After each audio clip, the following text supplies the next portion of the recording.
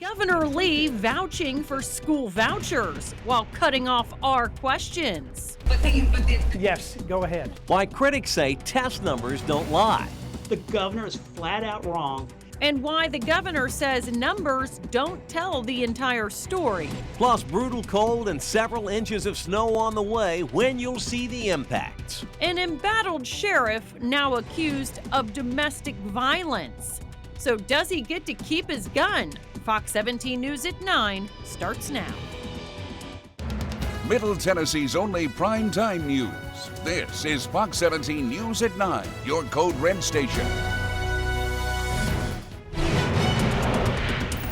We began with a Fox 17 Code Red weather alert as we are getting you ready for a significant winter storm. Well, we're looking to see the largest snowfall that we've seen in quite a while, blanketing much of the mid-state. Code Red Chief Meteorologist Katie Morgan breaking down the widespread impacts here. Yeah, it does look like it'll be a moderate to high impact for all of Middle Tennessee and southern Kentucky.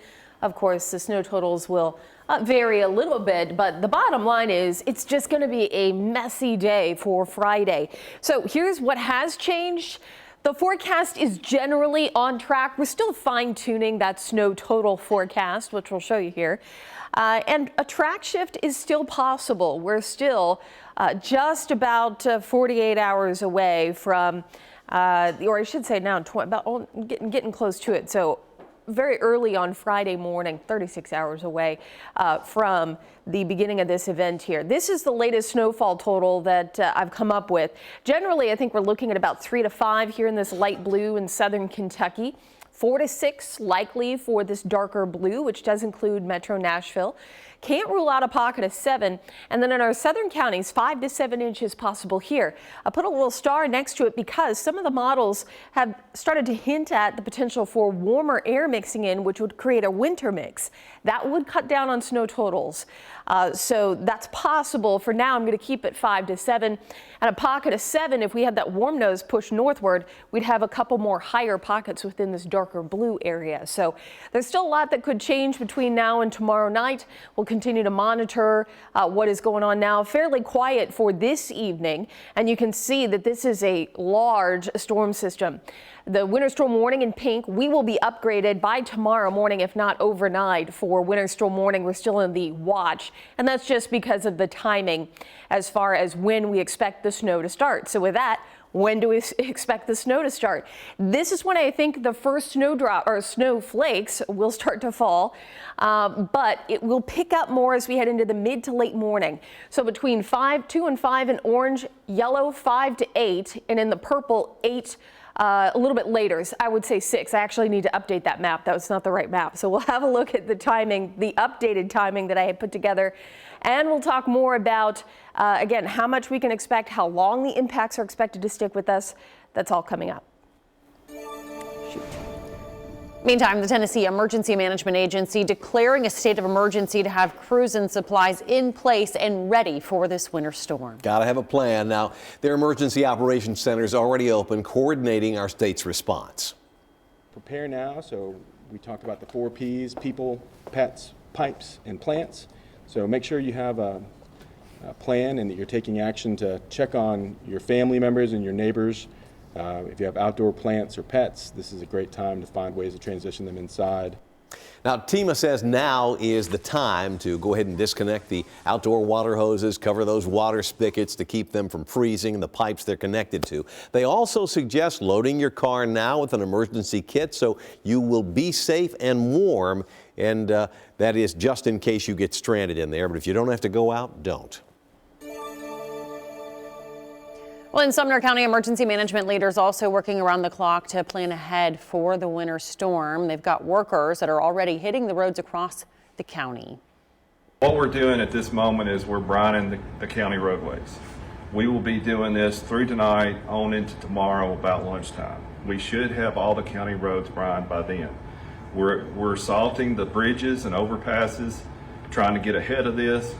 Sumner County officials add that despite all their preparations, there will be slick spots out on the road across the county, and they're already urging the community to try to plan now to hunker down at home on Friday. We will be posting updates on the Fox 17 News YouTube channel. You can see the latest there from our Code Red weather team as this winter storm continues to make its way to Middle Tennessee. Now, as this storm moves in, we want to have you join us in the news gathering process. We want to see your pictures and your videos. Show us what's happening. Just scan the QR code there in the middle of your screen, and you can use that to show us your snow pictures and share them directly with the Fox 17 team on our Chime In app. Now, once the snow falls, expected to be with us for a while, and with that in mind, make plans to tune in for a special edition of Fox 17 News this morning on Saturday morning, beginning at 6 a.m. So why then push the full voucher program? Tonight in Crisis in the Classroom, Fox 17 News pressing Governor Bill Lee on the success of his school voucher pilot program. It's known as ESA, and TCAP scores obtained by Fox 17 News show public school students are more proficient in English and math across the state.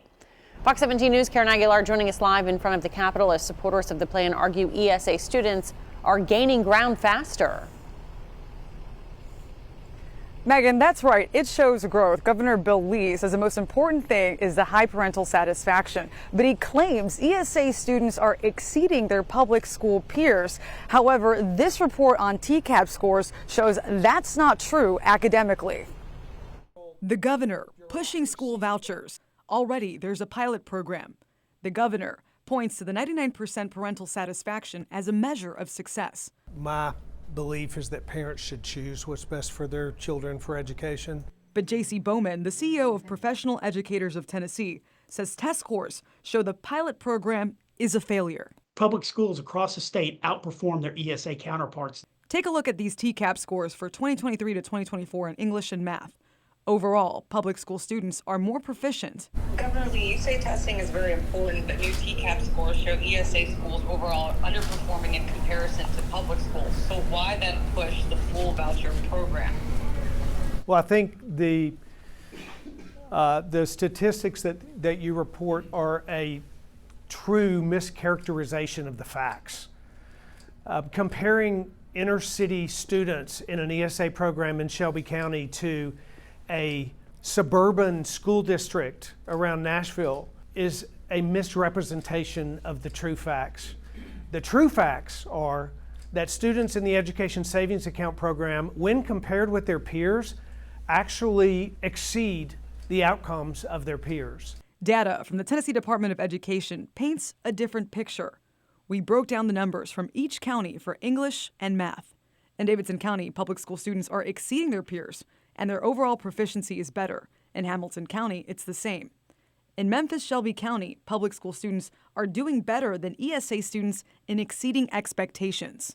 In English, ESA students are doing better in overall proficiency, and the students are tied for math.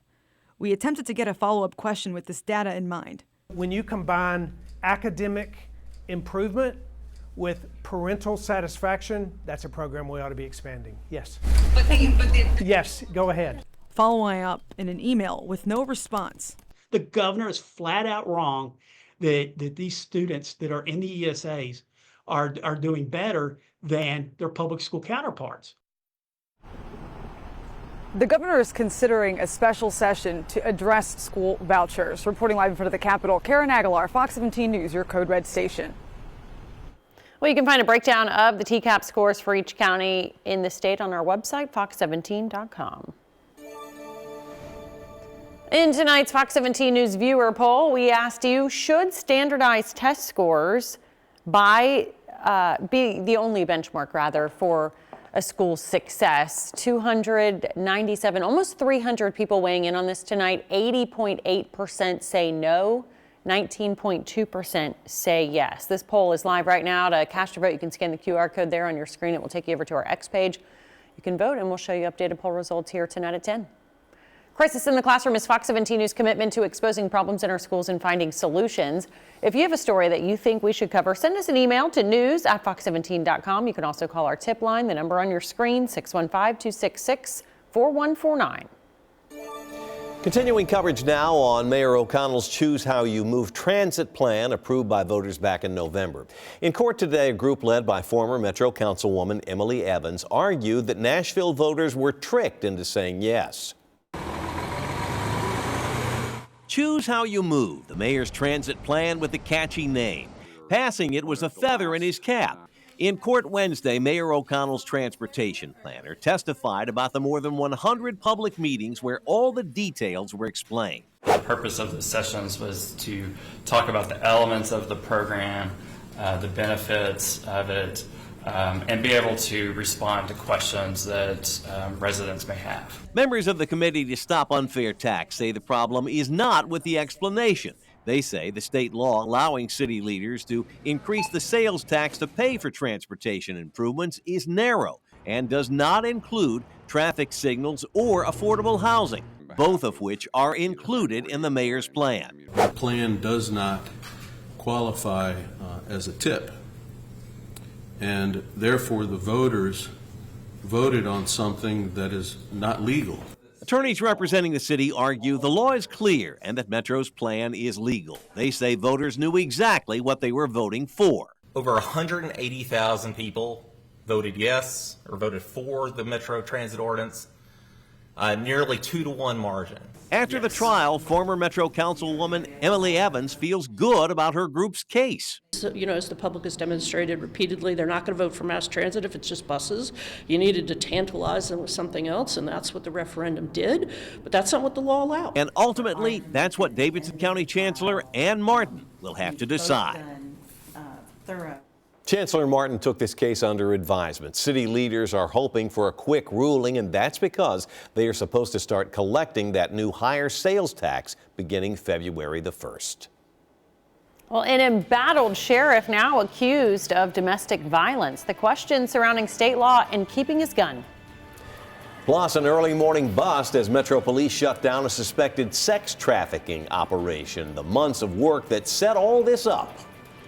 And strong winds continue to fuel deadly fires across California. The catastrophic scene tonight.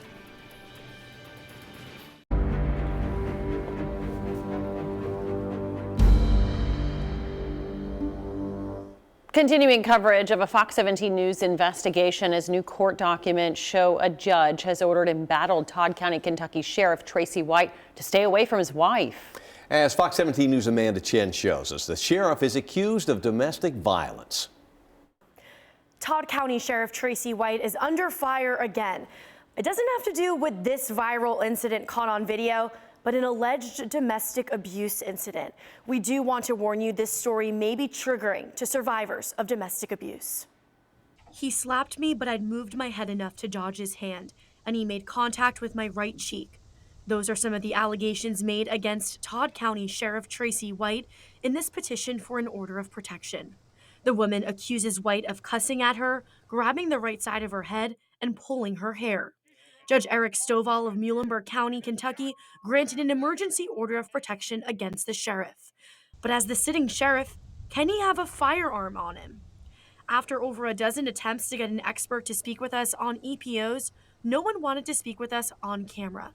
A Kentucky family lawyer, Sarah Jones, cites Kentucky Law 237110 and says, a law enforcement officer in Kentucky must surrender his license to carry a concealed deadly weapon where there is an EPO served upon him or her.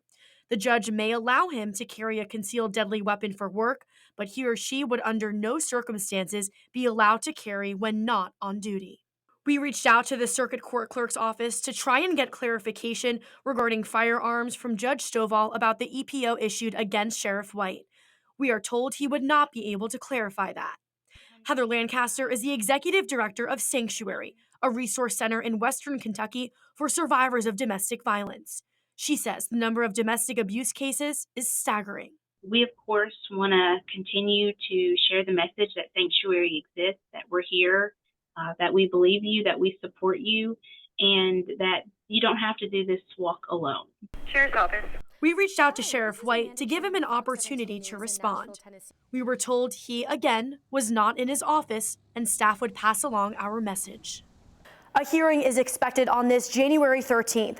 As for his arraignment on menacing and harassment charges on a separate case, that is set for January 29th. If you or a loved one needs help, Sanctuary's crisis hotline is available 24/7. We have that number on our website. Reporting in the studio, I'm Amanda Chin, Fox 17 News, your Code Red station. In Operation Crime and Justice, Metro Police and the TBI busting up what they're calling a sex trafficking operation, including working a brothel in Antioch. Fox 17 News was there as police raided the home on Hobson Pike this morning. Officers arresting 5 men on various sex charges and an extra charge of evading arrest after police say they took off and ran. Investigators say this is part of an ongoing federal investigation and more arrests could be on the way. The community can be assured that our police department and our federal partners have been working diligently since last year to further this investigation, and we're taking it step by step. Well, one of the 5 men arrested is also suspected in a shooting back in September.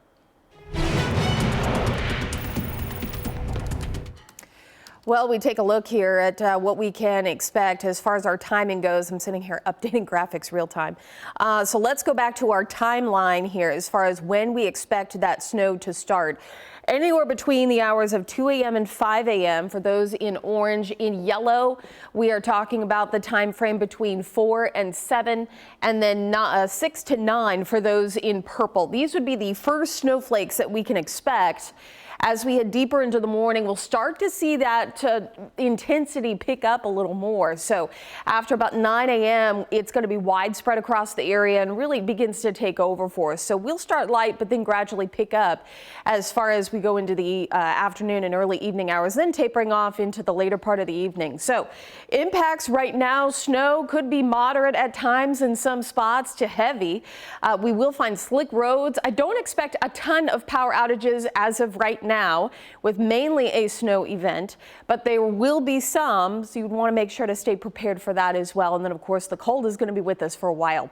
So let's walk you through future track here. Now, I will say that there is something quite interesting that is happening with the latest model data coming in tonight, and something that we've been talking about. It's a track shift, and it is at least hinting at more of a northern track, which would introduce different types of precipitation and would cut down on snow totals, especially for those south of 40. That is still something I want to get more information on before we change the forecast completely, but just understand that is possible here. Future track continues to show, especially in our southern counties, this pink, which would be a winter mix. And notice temperatures are below freezing, so even if it's rain that is falling, it is sticking to the ground, and that would be ice that we're dealing with. As we head towards the later morning hours here, you can see that we're looking at more precipitation to take over for us. Some moderate to heavy snowfall I do think will be possible, especially right around that transition zone.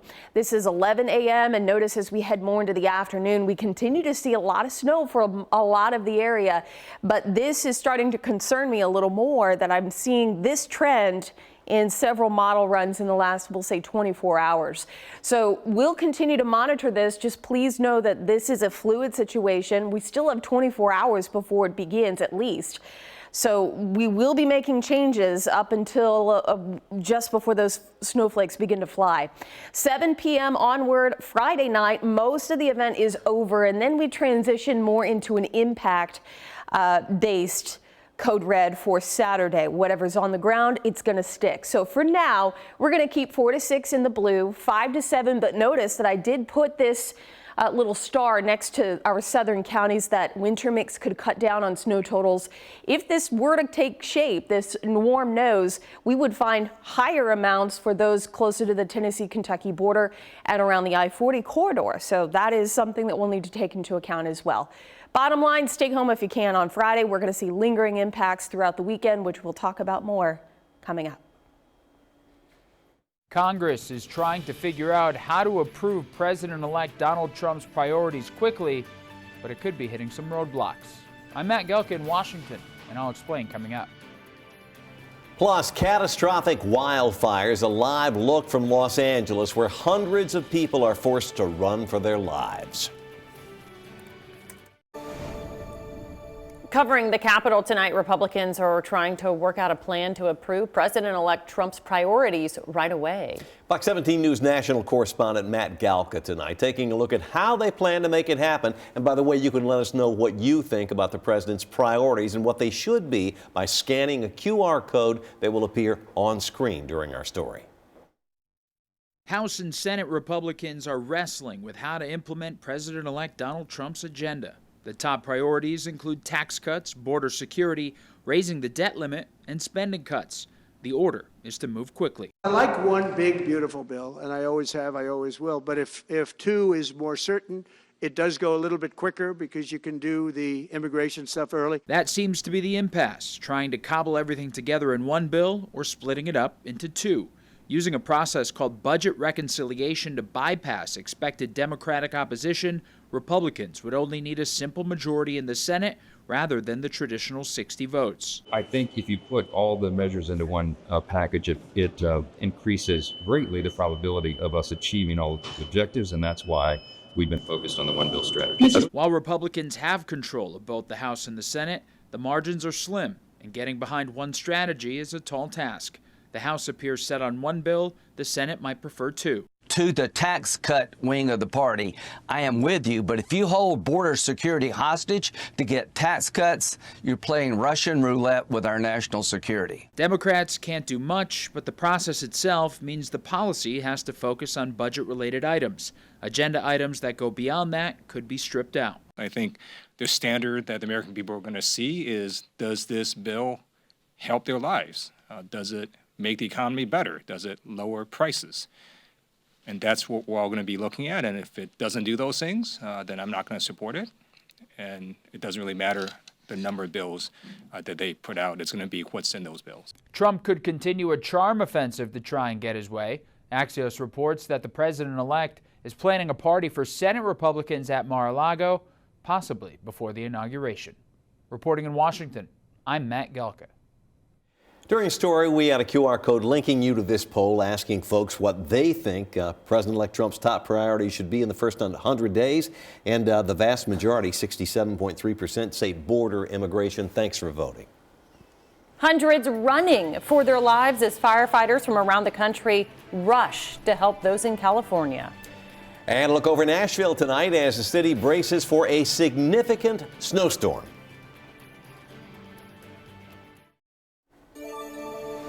Happening now in Los Angeles, life-threatening wildfires continue to blaze a deadly path. At least 5 people have been killed so far, and we're told a significant number of others are hurt.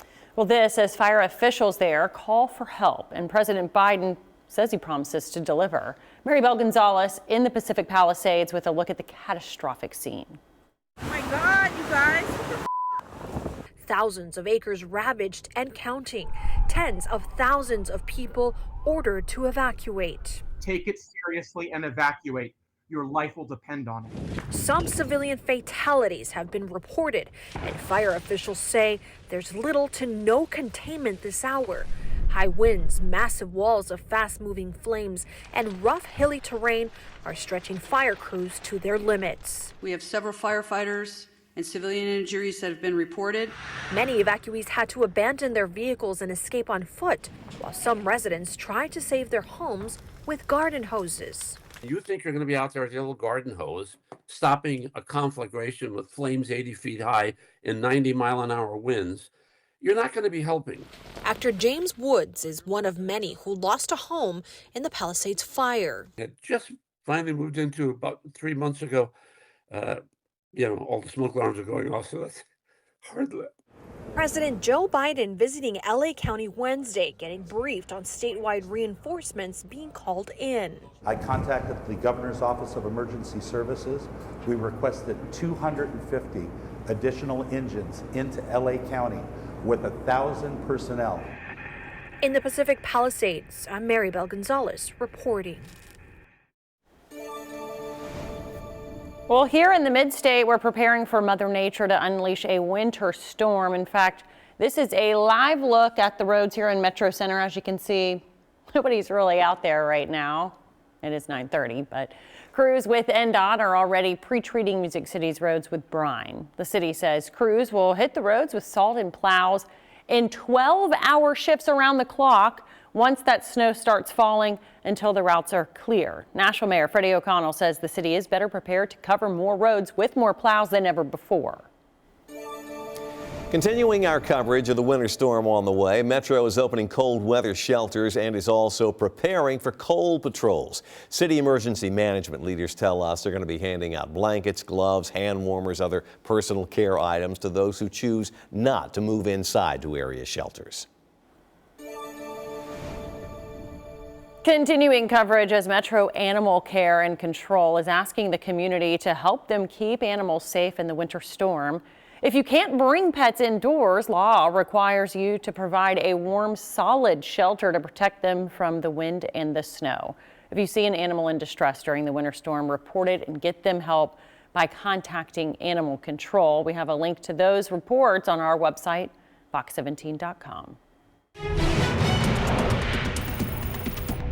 That winter system that moved through last week, that came in as freezing rain for some of our more northern areas. This one this week, I think it's looking like a better chance for at least most of it to fall as a snowfall. So I want to go over how we get these different types of precip. First, we're just going to start out with regular old rain. It starts out as ice crystals, and it's going to fall through a warm layer, and it's going to stay above freezing from the base of the cloud almost all the way down to the surface. That's going to give you some rainfall. It never has any sort of time to refreeze. Now with freezing rain, it starts out as ice crystals again up here, and then it falls through a layer, a pretty deep layer of temperatures above freezing. So that ice crystal, it begins to melt, turns into liquid water droplets as it falls towards the ground, and then right down at the surface we have temperatures right at or below freezing, and so those rain droplets, they're going to freeze on contact when they hit that surface with temperatures below freezing. Moving on over to sleet, it's kind of similar to freezing rain. The only thing is this warm layer, it's not quite as deep as what we have when we get freezing rain. So it starts out as ice crystals,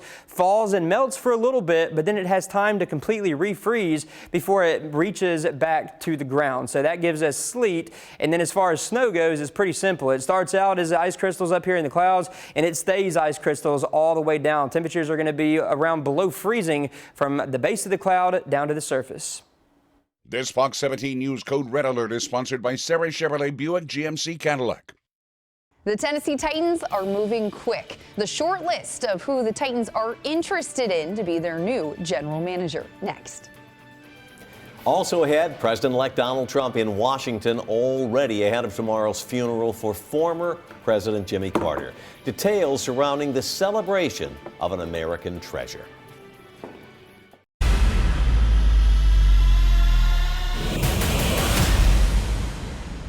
The search for the Tennessee Titans' new general manager starts right now. The team parted ways with former GM Rand Carthon yesterday, and now it's up to President of Football Operations Chad Brinker to find his replacement. Already a handful of reports out there for who the Titans are interested in. NFL Network reporting that the Titans are looking at Terrence Gray, Bills Director of Player Personnel. Athletics' Diana Rossini reporting they have interest in the Chiefs' assistant GM and also the Browns' assistant GM. And then also from NFL Network, Titans have already contacted Ed Dons, the Colts assistant GM, so they are moving very quickly.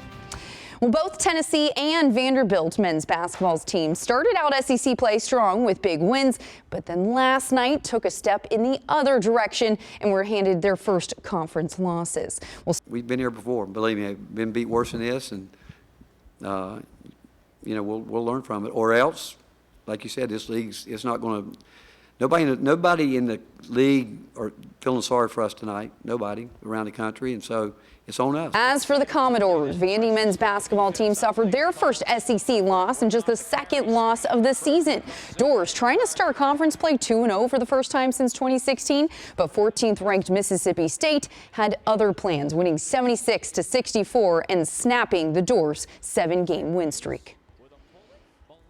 When you have games like this, always kind of embrace setbacks as a chance for us to get better and learn. And we got to figure out how to, be good against a team that's really good. And Mississippi State's a good basketball team. They've been blowing out everybody they're playing. And so I thought, I was proud of the effort in the second half. Doors return to action Saturday to face Missouri on the road. Jill Jelnick, Fox 17 Sports, your Code Red station. Coming up, we'll talk more about timing out our impacts as we head into Friday. and lasting impacts that we may see going into the weekend. And a live look from our nation's capital, where leaders and loved ones are preparing to honor and remember former President Jimmy Carter. Just ahead, looking for a new job in the new year? Why standing out is about more than just what's on your resume.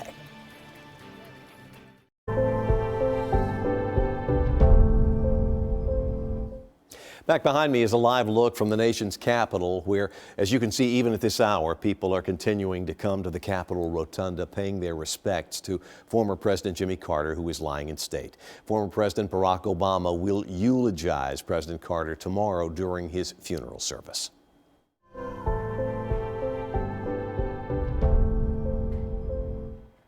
Well, Jimmy Carter has been lying in state right now. Flags are flying at half-staff, and tomorrow his funeral will be held in Washington, D.C., honoring the longest living president's life and legacy. Joining us now is political analyst Linda Schatz. She worked in the Carter administration. And Linda, I know you're up in Washington, D.C. right now for the funeral, but what is the tone up at our nation's capital at the moment?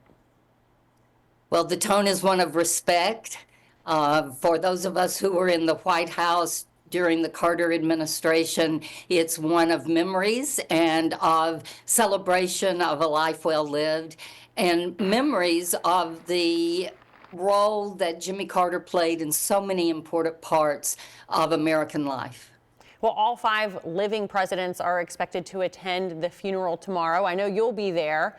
President Biden is giving the eulogy. How do you even sum up a life of admirable character and decades of public service? Well, I think one way you sum up the Carter presidency, and then we'll talk about his life, is what Walter Mondale said at the end of the presidency in 1980, and that is, we told the truth, we kept the peace, and we obeyed the law. And I think that is the baseline for what we should expect from our presidents today. I think in terms of his life, one of the things Jimmy Carter was throughout his life was a truth teller. And Jimmy Carter knew that there was a difference between telling the truth and creating the truth. And even today, as we see that Meta is taking fact-checking out of its platform, I'm reminded that Jimmy Carter believed that knowledge and fact and truth were the best recourse for political action and political persuasion. Well, on that point, do you think it's possible, even after Jimmy Carter's death, that he's working to unify the country, bringing both sides of the aisle together right now, just as a new Congress is sworn in and a new president set to take over? What we saw yesterday at the ceremony for the lying in state was a bipartisan celebration of Jimmy Carter's life, not just the last 40 years, but also what he did in the 4 years he was in the White House. Things that we are benefiting from today. For instance, he created FEMA, and FEMA will be important in taking care of the victims of the wildfires in California. So I think there are things now for us to reflect on that Jimmy Carter did that are impacting our issues today. For instance, the first comprehensive energy policy the country had ever had. The Camp David Accords, the longest lasting treaty in the Middle East. And in the news today, he was the one who did what other presidents and other Congresses had wanted to do. And with Tennessee's Howard Baker, he was able to position the U.S. in the Southern Hemisphere to be a peacemaker by passing the Panama Canal treaties. All right. Linda Schatz helping us remember a life well lived. Jimmy Carter, our 39th president. Thank you. Thank you. Well, Fox 17 News will bring you coverage of President Carter's funeral service tomorrow on Fox 17 News This Morning and online at fox17.com. Well, as we head into tomorrow night, we'll be tracking this storm just outside of the state and then moving in overnight into early Friday morning through West Tennessee and starting to knock on the door of our western counties I'd say after 2, 3 o'clock in the morning. Live look on Broadway looking much different here in the next few days. The morning forecast for tomorrow, by the way, coldest air of the season so far, with temperatures dropping back into the mid to upper teens. It's going to be a cold one for sure, with mainly sunny skies throughout the day. So at least we'll have some of that sunshine around for the afternoon, but will be a pretty cold day ahead. As we get more into snow coverage, we'd love for you to share pictures with us. It's really easy to do. You just have to go to fox17.com and click on Chime In. So when you go to our webpage, it looks like this, and you scroll on this menu right here on the side and go down to the Chime In area. And that's where you can submit your pictures, and it's the easiest way for us to get them on the air. So be sure to share what it looks like out your door as we get more into a snowy weather here. Temperatures are going to be cold, so again, whatever falls, it's going to stick around for a while. We will get some melting, especially as we head towards Sunday here, but then these overnight lows are going to be pretty cold, well below freezing, and that will refreeze. So we're going to be looking at that quite a bit as we head through the late part of the weekend. Tomorrow will be around 35, 33 on Friday, and 32 on Saturday, and again, those overnight lows well below the freezing mark. Here's what I'm thinking as far as day-by-day winter impacts. We're going to be in code red mode for Friday and Saturday. Friday, obvious, it is the snow day. For Saturday, it's mainly for slick roads, especially in the morning. And then as we get into the evening hours, anything that melted, especially on those primary roads and interstates, it will begin to refreeze. Bridges and overpasses, secondary roads too. So we will look at a pretty slick evening for Saturday as well. As we get into Sunday, more melting will begin as temperatures climb into the upper 30s. But once again, we're below freezing as we head into Sunday night. So refreezing will be a problem on Sunday night, early Monday. And then I would say as we get into Monday, we are looking more so at like secondary roads that'll still have issues, and other locations that don't get treated first. We're seeing a lot of still refreezing that'll happen with temperatures staying quite cold. So once again, expecting more of that snow to develop as we get late in the morning and into the afternoon. That's really going to be the wheelhouse to pick up several inches of snow. And then as we get into the evening, that'll be when the snow will start to taper off, and then it'll become more of a flurry activity as we head deep into early Saturday morning. As always, you can pinpoint when the snow starts, how much snow is piling up with our interactive radar. All you have to do is scan this QR code and it'll take you to a place where you can download our app for free and stay up to date with the latest on when the snow arrives and when it is moving out. Here's a look at your 7-day forecast. Again, 2 code red days ahead, Friday and Saturday. Friday is going to be the snow day. Saturday, more the impact day. Temperatures climbing above freezing for Sunday. We'll see a little bit of melting, but we'll still see slick spots for several days. Just ahead, standing out in the job market, that's what you need. We'll tell you why it's about more than just what's on your resume. And finding a career not threatened by AI, the jobs you need to avoid. In consumer news, looking for a new job right now might be a little bit easier than normal. Labor experts, I should say hiring picks up during the first quarter of the year. As companies look through resumes, there are some ways to stand out. The experts say it's not just about your resume. They say networking in person or on websites can really help. A referral usually carries a lot of weight when an organization is looking to hire. Now, landing that job interview, that's just the beginning. Experts say you should practice negotiating terms with a friend before the interview. A little practice. And remember, salary isn't everything. You can also ask for remote days or perhaps more time off. In your business news, while you're out looking for a new job, a reminder to pick carefully. Artificial intelligence could make some positions a thing of the past. 80% of large companies say that they will use skilled workers along with AI.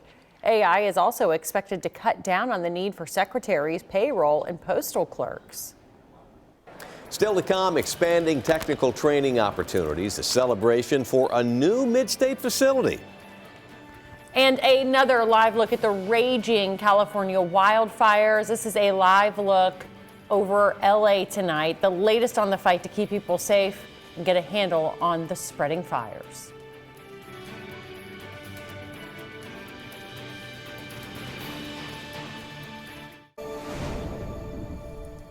New tonight, Tennessee's College of Applied Technology is gearing up to open new facilities in Nashville. It's a big deal. The governor on hand celebrating the progress, I should say, earlier in the day. Governor Lee, part of the announcement, saying that these facilities will play a key role in training Tennessee's workforce of tomorrow.